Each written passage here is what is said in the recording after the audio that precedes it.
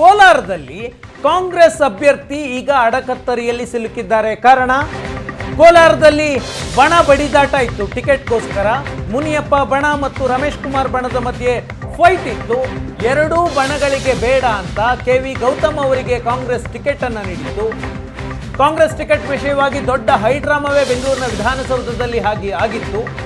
ಈಗ ಗೌತಮ್ ಅವರಿಗೆ ಟಿಕೆಟ್ ಕೊಟ್ಟ ನಂತರ ಗೌತಮ್ ಪರವಾಗಿ ರಮೇಶ್ ಕುಮಾರ್ ಅವರು ಕಾಣಿಸ್ಕೊಳ್ತಾ ಇಲ್ಲ. ರಮೇಶ್ ಕುಮಾರ್ ಅವರು ನಿನ್ನೆ ಕಾಣಿಸ್ಕೊಂಡಿದ್ರು. ನಿನ್ನೆ ಸಭೆಯಲ್ಲಿ ಚುನಾವಣಾ ರಾಜಕೀಯದಿಂದ ನಿವೃತ್ತಿಯನ್ನೇ ಘೋಷಿಸಿಬಿಟ್ರು. ಮುನಿಯಪ್ಪನವರ ಮನವೊಲಿಕೆ ಈವರೆಗೂ ಕಾಂಗ್ರೆಸ್ನ ನಾಯಕರು ಮಾಡ್ತಾ ಇಲ್ಲ. ಮುನಿಯಪ್ಪ ತಮ್ಮ ಅಳಿಯನಿಗೆ ಟಿಕೆಟ್ ಕೊಡಬೇಕು ಅಂತ ಕೊನೆ ಹಂತದವರೆಗೂ ಪ್ರಯತ್ನ ಪಟ್ಟರು. ಆದರೆ ಕೆ.ವಿ. ಗೌತಮ್ ಅವರಿಗೆ ಟಿಕೆಟನ್ನು ಕೊಡಲಾಯಿತು. ಈವರೆಗೆ ಮುನಿಯಪ್ಪ ಕೆ.ವಿ. ಗೌತಮ್ ಪರ ಕೆಲಸವನ್ನು ಮಾಡ್ತಾ ಇಲ್ಲ. ಕಳೆದ ಬಾರಿ ಮುನಿಯಪ್ಪನವರನ್ನು ರಮೇಶ್ ಕುಮಾರ್ ಬಣ ಸೋಲಿಸ್ತು ಅನ್ನುವಂತಹ ಸಿಟ್ಟು ಅವರಿಗಿದೆ. ಹಾಗಾಗಿ ಈ ಬಾರಿ ತಮ್ಮ ಅಳಿಯನಿಗೆ ಟಿಕೆಟ್ ಪಡೆಯೋದಕ್ಕೆ ಪ್ರಯತ್ನವನ್ನು ಪಟ್ಟರು. ಅದು ಸಾಧ್ಯ ಆಗಲಿಲ್ಲ. ಈಗ ಕೆ.ವಿ. ಗೌತಮ್ ಅವರ ಪರವಾಗಿ ಪ್ರಚಾರ ಮಾಡೋದಕ್ಕೆ ಮುನಿಯಪ್ಪ ಮುಂದಾಗ್ತಾ ಇಲ್ಲ. ಮತ್ತೊಂದು ಕಡೆ ರಮೇಶ್ ಕುಮಾರ್ ತಮ್ಮ ಬೆಂಬಲಿಗರಿಗೆ ಟಿಕೆಟ್ ಕೊಡಿಸುವಂತಹ ಪ್ರಯತ್ನ ಮಾಡಿದ್ರು. ಹನುಮಂತಯ್ಯ ಅವರಿಗೆ ಟಿಕೆಟ್ ಕೊಡಿ ಅನ್ನೋದು ರಮೇಶ್ ಕುಮಾರ್ ಅವರ ಒತ್ತಾಯ ಆಗಿತ್ತು. ಆದರೆ ಹನುಮಂತಯ್ಯನವರಿಗೂ ಟಿಕೆಟ್ ಕೊಟ್ಟಿಲ್ಲ.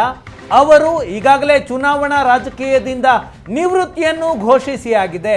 ಇಬ್ಬರು ನಾಯಕರ ಮಧ್ಯೆ ಈಗ ಕೆ.ವಿ. ಗೌತಮ್ಗೆ ಟೆನ್ಷನ್ ಶುರುವಾಗಿದೆ. ರಮೇಶ್ ಕುಮಾರ್ ಅವರು ಕೂಡ ಬೆಂಬಲಿಸ್ತಾ ಇಲ್ಲ, ರಾಜಕೀಯದಿಂದ ನಿವೃತ್ತಿ ಅಂತ ಹೇಳ್ತಿದ್ದಾರೆ. ಮುನಿಯಪ್ಪ ಅಭ್ಯರ್ಥಿಯ ಪರವಾಗಿ ಕೆಲಸ ಮಾಡೋದಕ್ಕೆ ಮುಂದಾಗ್ತಾ ಇಲ್ಲ.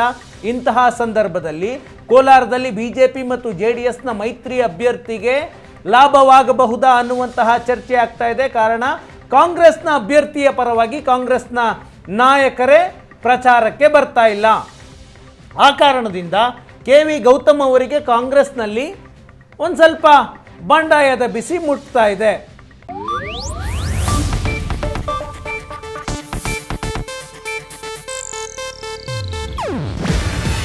ಇದು ಏಷ್ಯಾನೆಟ್ ನ್ಯೂಸ್ ನೆಟ್ವರ್ಕ್ ಪ್ರಸ್ತುತಿ.